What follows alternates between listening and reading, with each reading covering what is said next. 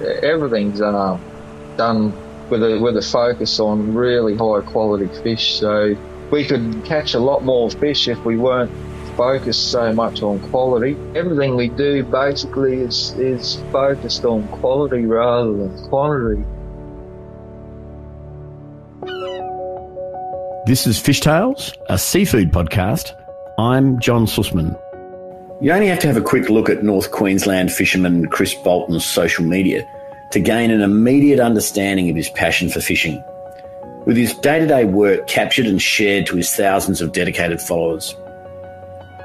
Committed to getting the freshest local fish into the kitchens of the highest profile chefs, he's earned the utmost respect and appreciation from some of Australia's finest restaurants. Equally enthusiastic about passing on his knowledge and love of the industry to the younger generations, Chris Bolton is the son of a fisherman who carries tradition and passion to work every day.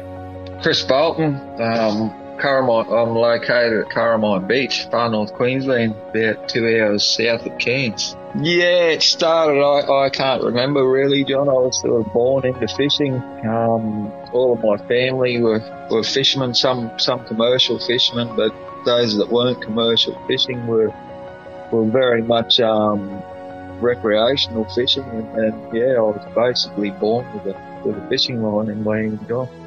When I was primary school, I found any excuse. Any time my father or my grandfather was going fishing, I always suddenly came down sick. So I had a lot of days off school when I was young.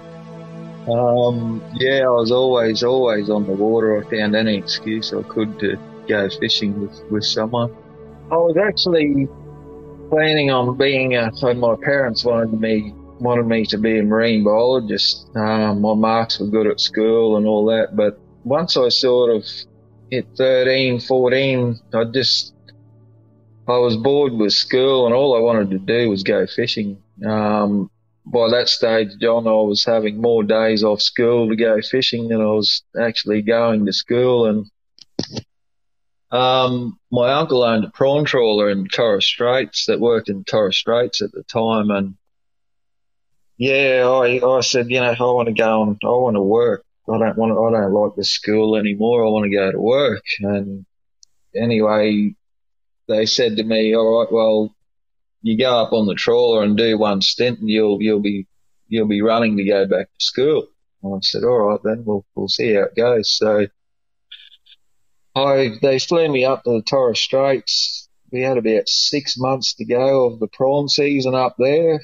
I stayed up there. After about 3 months, they were telling me I needed to come home and all that, but I didn't want to come home because I thought if I came home, they'd send me back to school. So I did 6.5 months straight. That was my very first commercial fishing experience. And the first thing my mother asked me when I got home was, are you ready to go back to school yet? I said, no, that's it. I'm never going back to school. I'm fishing. That's me.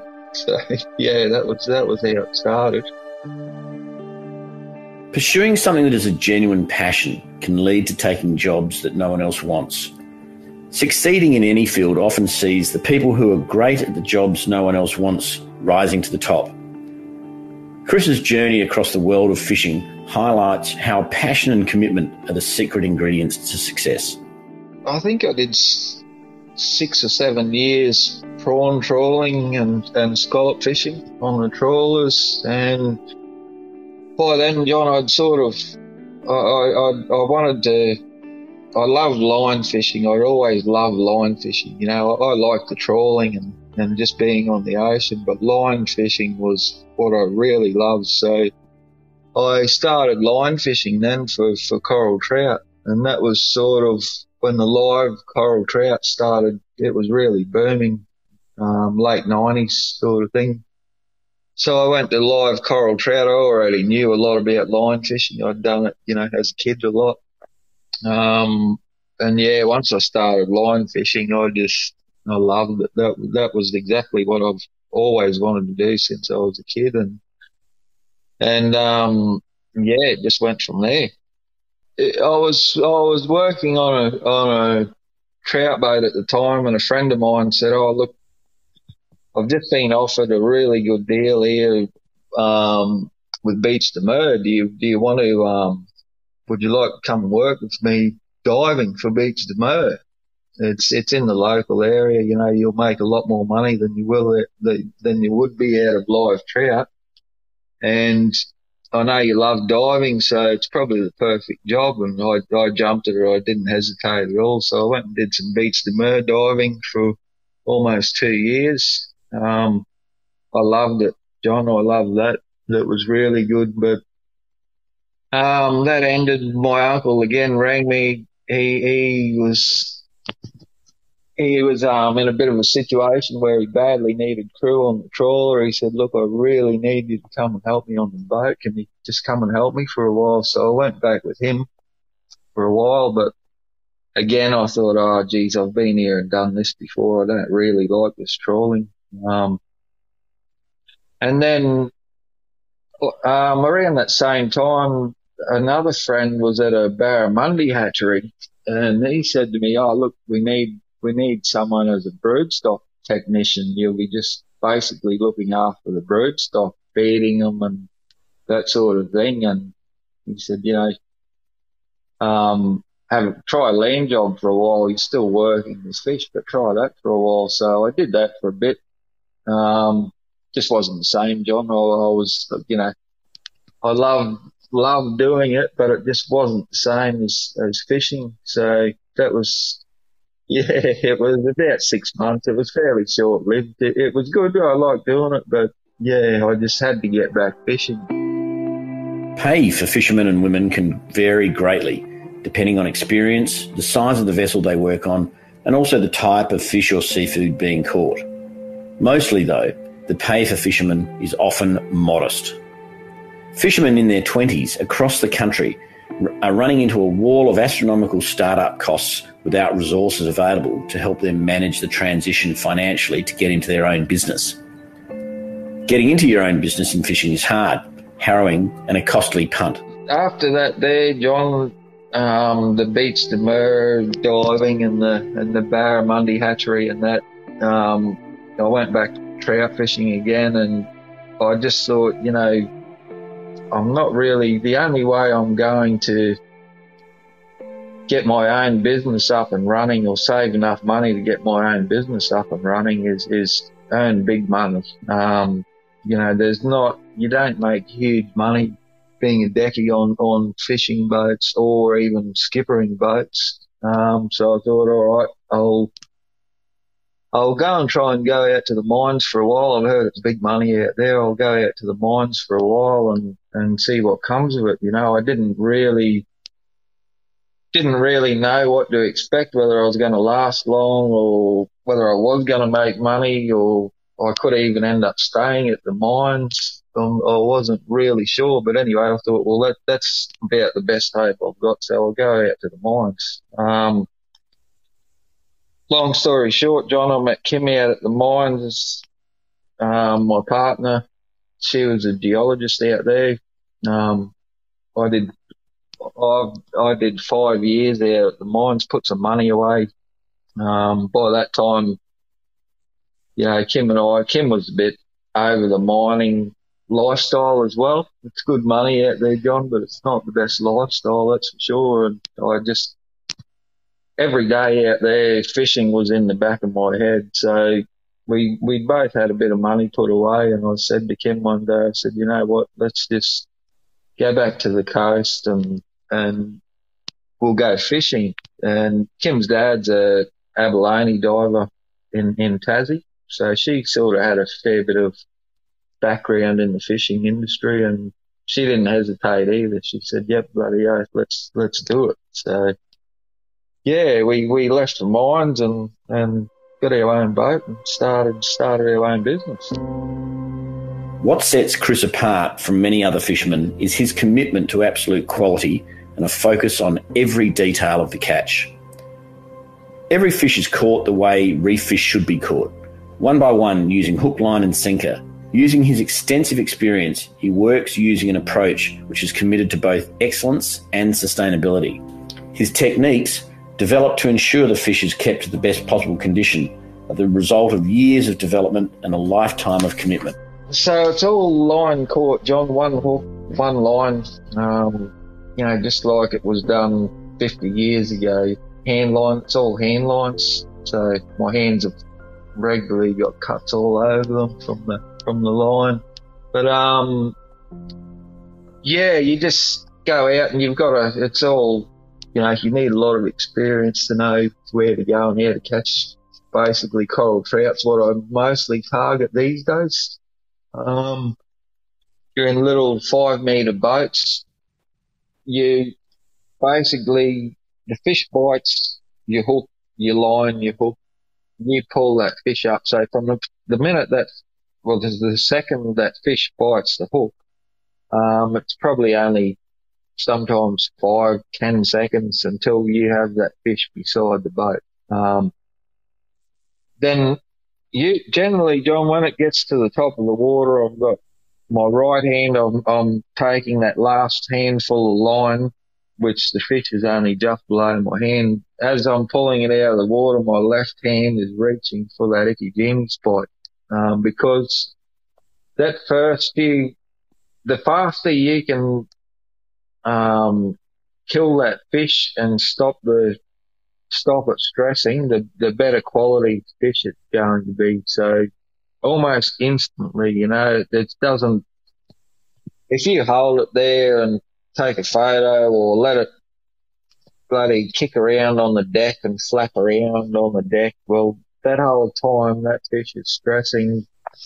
And, the average person probably won't notice it, but we don't sell to average people, like the people we sell to are at the top of their game as well, and they can pick the difference. So as fast as I can possibly do it, that fish is brain spiked, gill snipped, and then placed in an ice slurry to get that temperature down fast.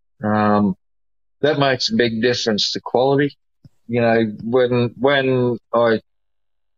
I train new crew, I try and get them to realise the difference it makes. A lot of people have a lot of trouble understanding or even believing in the quality of ikijimi.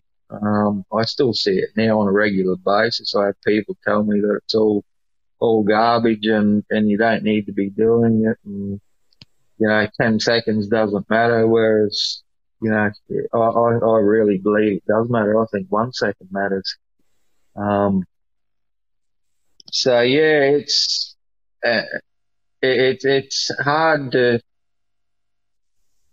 I don't know.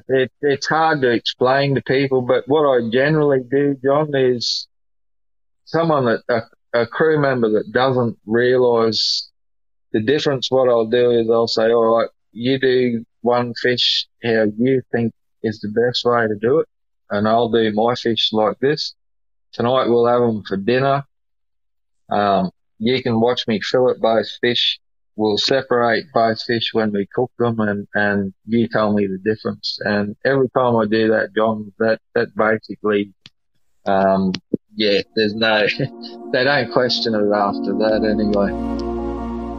As the skipper, crew, engineer, receiver, packer and dispatcher, Chris's day encompasses every aspect of the fish's journey from water to plate. Whilst it means he can keep total control on every element of the process, it also demands really long days and nights. So a day, if I was going for a day's fishing tomorrow, John, I'd be up at 4 o'clock, go out and get everything ready in the boat, hand lines, hooks, sinkers, bait, ice, make sure all that's ready.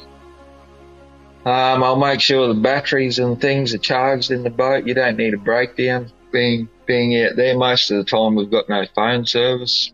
Go down to the boat ramp, put the boat in. You've got, close reefs are around 20 mile, which is about an hour's run from the coast. Sometimes I'll run 2 to 3 hours out. You're fishing by sort of 7, 8 o'clock. You just look around, and when you get out there, you've really got to, you can't say, all right, I'm going to go to this spot today and fish there, because you really got to get out there and just see how everything is on the day. It's very much, you've just got to go with the flow. You can't. So yeah, I'll look around and yep, all right, everything's lining up here. The tides, the winds, the currents, all that. I'll fish here, and generally I'll stay in that area. You catch your fish for the day. It's not big catches when I do days like that, John. It's only 20 or 30 fish for the whole day. I'll come back, get home usually around 5 o'clock.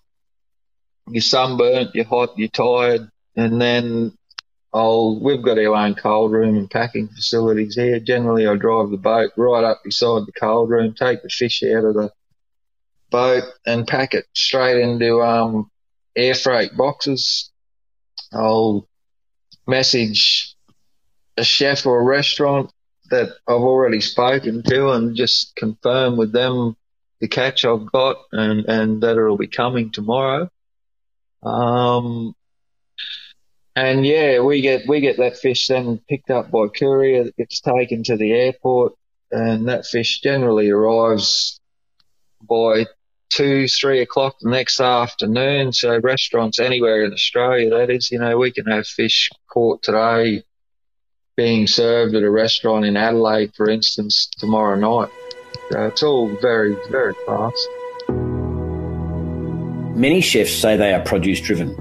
In reality, the pressures of business, the demand for profitability, or at least a known result, and customer expectation for consistency of the menu often preclude chefs from having this absolute flexibility to be genuinely produce driven, especially those wanting to work closely with a single wild catch fisher like Chris Bolton.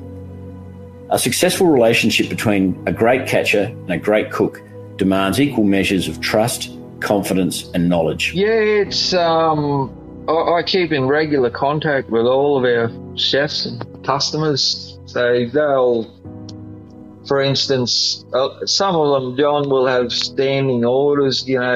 Every week they'll say, all right, we'll take 3 or 4 boxes this week whenever you've got it, and whatever you catch, basically. They sort of, a lot of them leave it up to me on what species to send. Some will, every couple of days they'll message me or call me and ask me what my plans are for the week or for next week. We just all try and work together. Everyone's very good all of our customers are really good to deal with now. I've dealt with the same people for a few years now, so they know how I work and I sort of know how they work, and it all works pretty well, John. We also get people that, there might be an event next Friday, for instance, where someone will ring me and say, look, I need 50 kilo of large trout next Friday. Can you do that? And I'll say, all right, the weather looks okay for then. I should be able to do it. Obviously, there's no promises with fishing, wild caught fish, but I'll do my best. Or I'll say, no, there's no chance of that. Sorry, the weather's horrible for next week. So, yeah, sorry, but you'll have to try and get it somewhere else or yeah. But yeah, I do regularly in contact with chefs. Chris Bolton's customer list is a who's who of the best chefs and restaurants, not only around Australia, but through Southeast Asia and soon to be in the US. The support, encouragement and friendship of great chefs is as much a part of incentivising and rewarding great fishermen like Chris as it is a supply relationship. To the north, we've got Lizard Island Resort, Orpheus Island, which is fairly local to us, Townsville, Brisbane, Sydney, a lot. The majority of our catch goes throughout Sydney. Melbourne at times, Adelaide, Perth, pretty much right around Australia, John. Occasionally some gets exported. Singapore, Hong Kong, places like that. We're actually looking into and talking with a couple of people now about getting some to the US and Europe. So that's I'm looking forward to seeing that happen. But as far as chefs, one of the people that's helped me and given me the most support the whole way along has probably been Lennox Hasty from Fire Door in Sydney. He's been unreal, you know, and he's one of the people, John, that he's probably more of a friend now than a business. Yeah, I don't know how to say that, John, but anyway, he's become a friend. He's become a friend, you know. He rings me whenever there's flooding up here. He rings to make sure we're all good, or he rings me at Christmas to say Merry Christmas and just things like that. But not only him, John. There's many, like Josh Nyland's supported me fairly well through the whole thing. A lot of chefs give me a lot of support, John. It's really good, you know, and that seeing chefs appreciate what we do like that makes me go that extra mile as well. So it works well. Ask any great fisherman about what is one of the most critical control points to catching good fish, and they'll always reply that it is the quality of their bait. Fresh bait can mean the difference between a catch to remember and a fishing trip to forget. Nowhere else is this more important than in the high-stakes world of game fishing, where the money spent on the sport is as big as the fish being chased. Chris Bolton's journey into the world of bait is not surprising. Yeah, well, the bait, how that started, my dad actually, he's sort of getting on a bit now, but rather than being out there catching reef fish and things, you'll never keep him off the ocean, but rather than catching reef fish and stuff like that, he get more goes for fun now, and then he started chasing billfish, you know, marlin, sailfish, things like that. And to catch those sort of fish, you need garfish, and they need to be really high quality. Then marlin apparently are very, very fussy with what they eat and very smart. So you have to have really, really good quality bait to catch garfish. And he was struggling to get any good quality garfish, and he said to me, "Oh, you should go and buy a bait license so you can catch me some bait." I said, "No, I'm not interested in bait. No one pays any money for bait. I'm not doing that, you know." And he said, "Oh, well, what if I buy the license? Will you catch it for me?" I said, "Oh, geez, bloody. All right, well, you get me the license and I'll go and catch what you need." So anyway, I caught it for him, and he went in a tournament one day and he won it. And anyway, everyone asked him where he got the bait from. You know, some of them said, "Oh, we've never seen bait of that quality before. Where'd you get that from?" And Dad said, "Oh, the young fella caught it. If you give him a ring, he might catch you some." So I started getting phone calls from people wanting garfish and, you know, offering big money for these high quality garfish. And I thought, oh, well, I'll start catching a few more and supplying a few other people, and that might pay for the license anyway. Anyway, the more I caught, John, the more I sold, and I just couldn't keep up as fast as I could catch these garfish. So they were going out the door. I thought, shit, there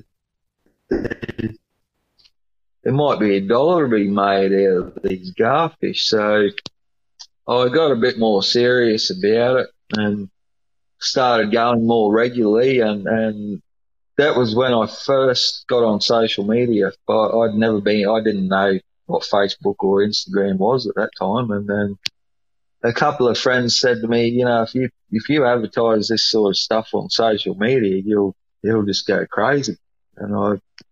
So I did that, and all of a sudden I had some of Australia's most well-known game fishermen calling me wanting this bait. Luke Fallon, he's known right around Australia or the world probably as one of the best marlin fishermen. Several people like that from all around Australia started ringing me. So, yeah, that was where that started. And then I think we started having a couple of people ring up asking me if I could eat them, if they could eat the garfish. And I said, oh, I guess you could eat them. People do eat garfish, so they're perfect quality. But I'm not really selling them as food. I'm just selling them as bait, but there's no reason why you couldn't eat them if you wanted to eat them. So then that got me thinking, and then I sort of did some looking around, and I thought, shit, garfish are very popular down south as food. Maybe I should try and sell some of these as food. And yeah, then next thing you know, John, we're selling probably more as food than we were as bait. So yeah, that was how the garfish started. The premium specialist catching Chris undertakes is key to building a long-term sustainable commercial reef fishing business and industry. The coral trout fishery, I see no problems at all with it. Coral trout are very, very fast-growing fish. Very sustainable. Stocks are at very good levels at the moment. Pretty well exactly where we want them to be. Well, they can always be higher, that's for sure, but you know, they're at 60%, supposedly at 60% of uncaught biomass, which is good. There's not too many fisheries anywhere in the world that stocks are at that high. There's a few species, John, that need to be more carefully looked at, slower growing species. But fisheries management and Great Barrier Reef Marine Park are getting more and more on that.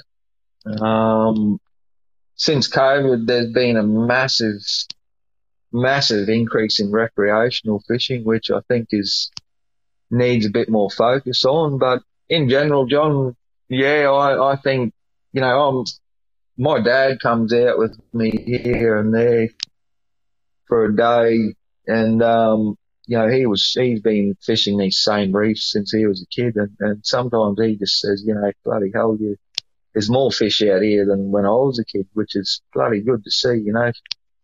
So seeing that and seeing the amount of fish that are out there at the moment, yeah, I don't have any real concerns over it.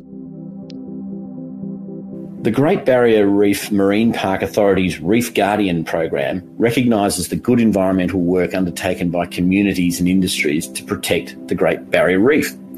The program involves working closely with those who use and rely on the reef, both for recreation or business, to help build a healthier and more resilient reef. Reef Guardians demonstrate that a hands-on, community-based approach can make a real difference to the health and resilience of the reef. Reef Guardians take on voluntary actions beyond what is required by law and sharing information. These actions help to improve the economic sustainability of industries operating in the Great Barrier Reef region and ensure the environmental sustainability of the marine park. Yeah, the Reef Guardian program is run by Great Barrier Reef Marine Park. Now, they control what happens in the Great Barrier Reef. They manage the marine park. So the Reef Guardian program, there's fishers involved, there's local councils, there's schools. And to be involved in the Reef Guardian program, you have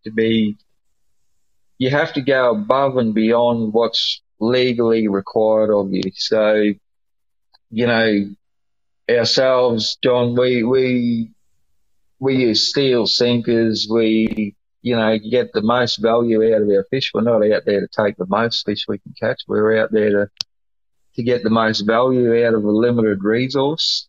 You know, do as much as you can for the environment, for the Great Barrier Reef, rather than just being out there fishing. You know, we participate in clean-up days and things like that. Quite often we'll just go for the day and go along the beaches or the islands and pick up rubbish. Just little things like that, John. It's not a lot. It's not hard, and I think it's a bloody good thing, the Reef Guardian program. Schools, I like the schools being involved. They teach the young kids that, you know, one thing in particular is that every bit of rubbish, no matter where you drop a piece of rubbish on the ground, well, it's going to end up on the Great Barrier Reef. So the kids are really, it's teaching that next generation, the right way to do things and about sustainability and things like that. And yeah, I think there's only 26 or 27 fishermen in Queensland that are part of the Reef Guardian program.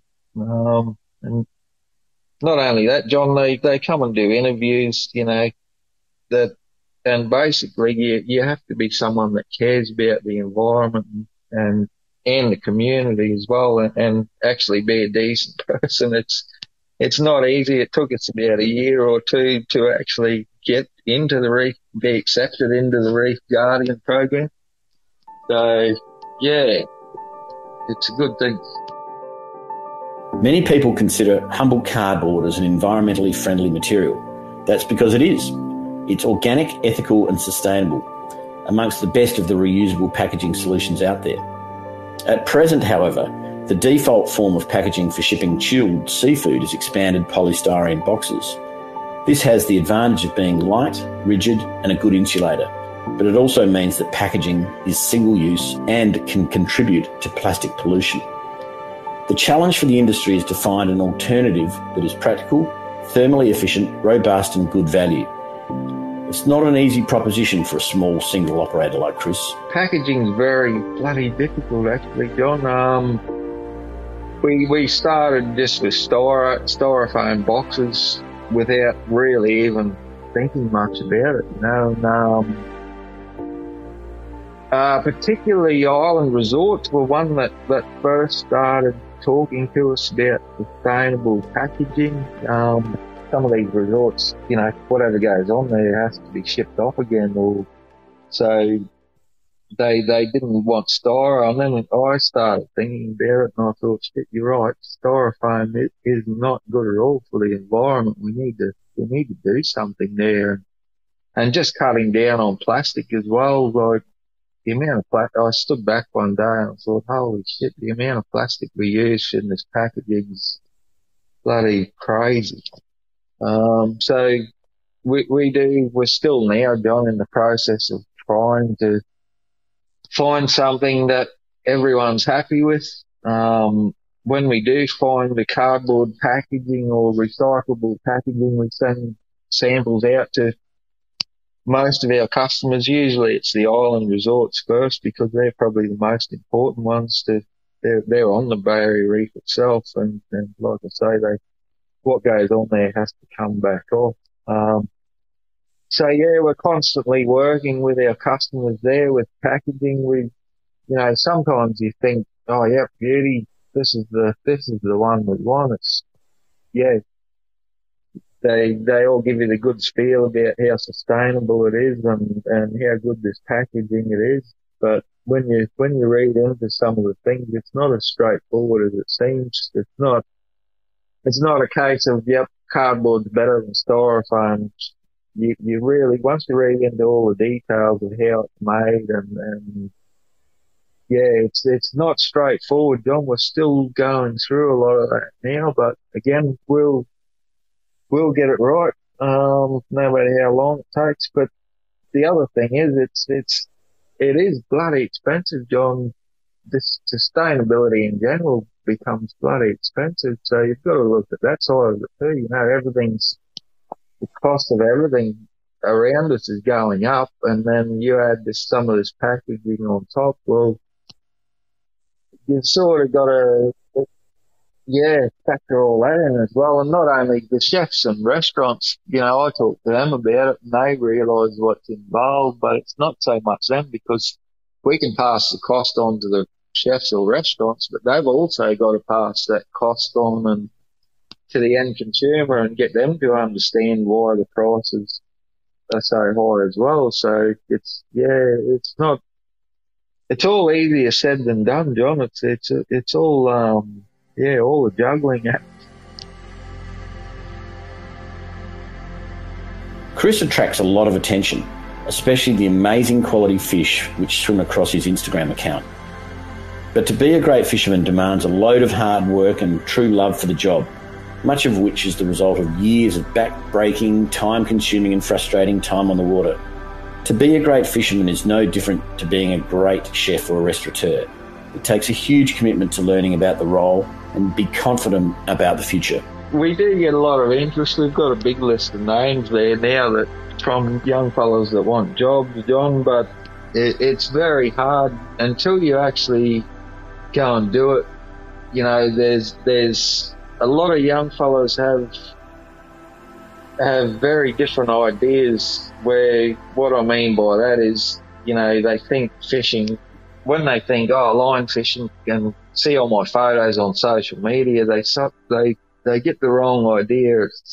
A lot of them think it's this dream job where it's nice and cruisy and, it's taking photos and beautiful reef and things like that, where in reality, John, it's a bloody tough job.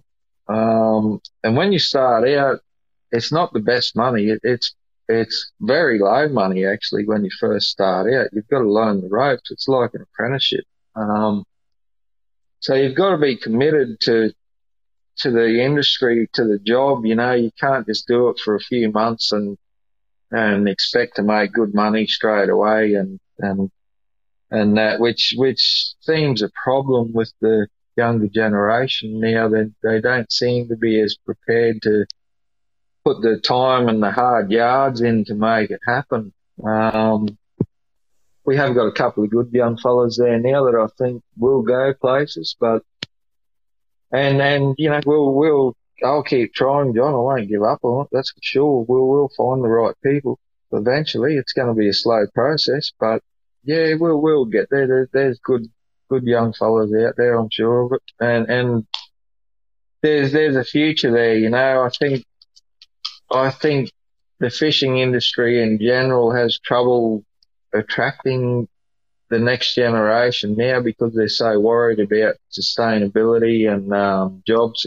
You know, any of the young fellas that throw in the towel after a few weeks, I'll sit there and ask them why they leave. Is it me being too hard? Because I am very strict on there's that, but or you know, why they leave, or what's the reasons, and the majority of the time, John, it's more about job security.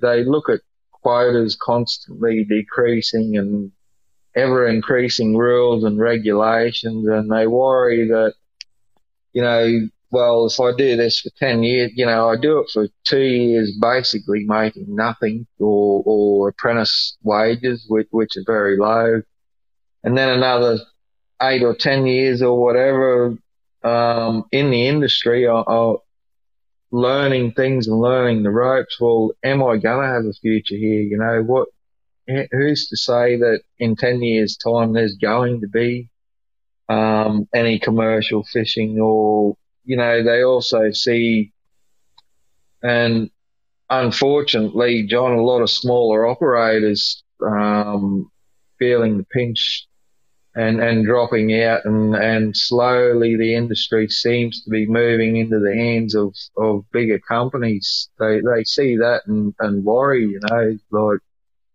am I going to be able to afford to have my own boat in 10, 15, 20 years time? Is there going to be, you know, that's sort of the big concern. I think the biggest concern for the young fellas, which I can see where they're coming from there too. I'm actually a bit concerned about that myself, but I don't know. I just think, you know, everyone told me when I was young, John, don't be an idiot, don't go fishing, you'll never get anywhere fishing. But yeah, I think doesn't matter what you want to do, if you love it and you put your heart and soul into it, you'll succeed. But it's trying to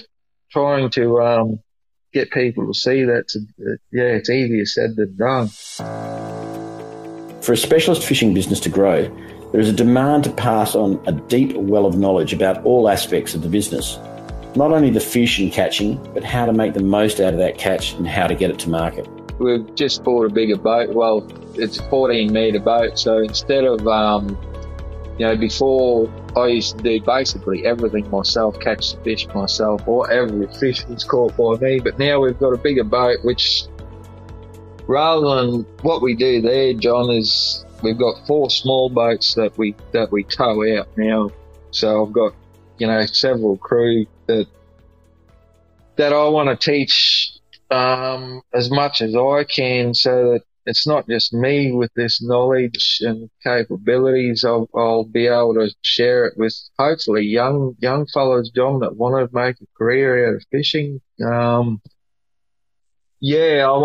what I want to do. I want to share some of this knowledge and try and make what we do more,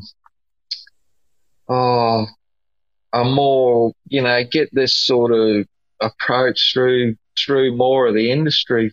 Like right now, there's not a lot of people that do what we do, or not a lot that really focus on quality fishing.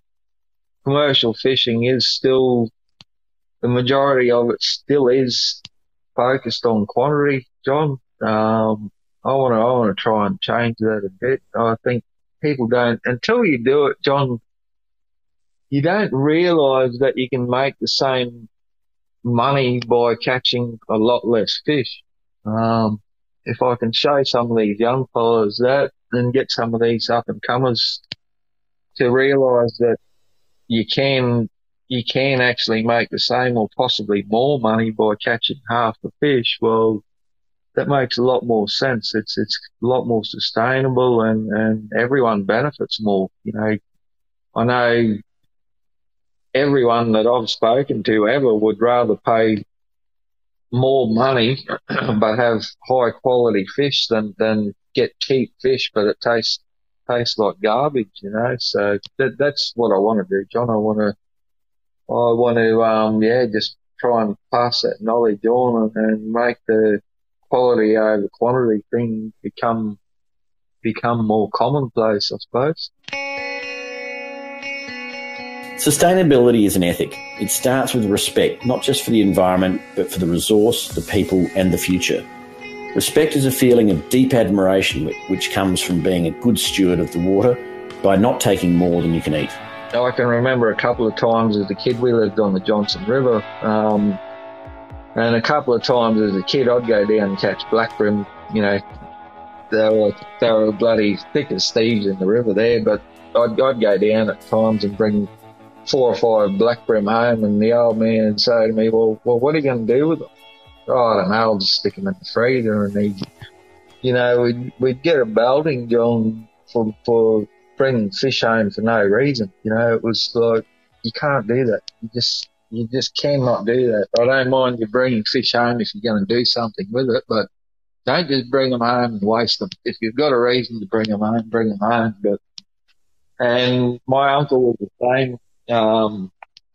Some nights there on them trawlers, John, you're doing 18-hour days and you're tired and cranky, and even then, if I got slack and didn't respect the product or things like that, it was on for young and old. I heard about it, and like I say, I hated it at times, John, but it bloody taught me a lot. And back then, John, a lot of people used to throw, as I'm sure you realise, back then in the early days, a lot of people used to throw all sorts of rubbish over the side of the boat, but I was taught we never ever threw a thing over, and I was always taught that if you respect the environment, it'll respect you, sort of karma in a way. So if you treat things with disrespect, well, don't expect to have any success. So that's always in the back of my mind. I think the better you treat the environment and the more respect you have, well, the more overall success you'll have. I don't know, there's something there that, whether it's karma or Mother Nature keeping an eye on you or whatever, but if you do the best by the environment, it'll do the best by you. That's sort of what I've always been taught, and I'm finding that that is very true. Both of Chris's grandfathers were fishermen. His father and his uncles are fishermen, and they all fished in the same areas of the Great Barrier Reef and catchment that Chris fishes today. It could be said that he's spent more days on and in the Great Barrier Reef than he has on dry land. I'd have to say some of the best times I've had have been either with my uncle. You know, he was a big part of what I did when I first started fishing. He was very well known in the fishing industry at the time. He's retired now, but he was very strict. Sometimes I hated him at times, but thinking back to those days there, John, I was learning that much, and and I still think back to working for my uncle right now, you know, and he was bloody unreal, the amount he taught me and the amount I learned off him. But also my dad, you know, every time he comes out with me now, it's bloody good, because he talks about the old days when he used to fish with his father out there, and we're fishing the same reefs, we're using the same gear, catching the same fish, you know, and he's just in his element out there when he's doing that, and it's just, days like that, John, I've always had a love of the ocean, John. I can't imagine doing anything but being on the ocean. But also, John, with the way we operate now, you know, talking directly with chefs and restaurants and actually seeing what happens with that fish, and not only chefs and restaurants, but the people eating at those restaurants, they quite often contact me and say they've just eaten at Icebergs, for instance, and they had Coral Trout and it was unreal, or they had Red Emperor and it was unreal. And just that side as well, John, it just makes me realise that, you know, while you're out there, we're not just catching that fish for the sake of catching fish. We're actually catching it, seeing where it goes. You're seeing the whole thing from ocean to plate. You know, it's just that's a bloody, it just makes you go that little bit further every day, knowing that people appreciate what you do. It just makes you put in that extra effort. That's what I love, John. It's just, now that we've gone this way with business, it's just made me love what I do, even more. With a commitment to ensuring that every fish he takes from the water is in its best condition it can be, whether destined for a plate or a hook, he is without doubt an inspiration to both current and next generation fishers, cooks, and anyone who genuinely loves the Great Barrier Reef.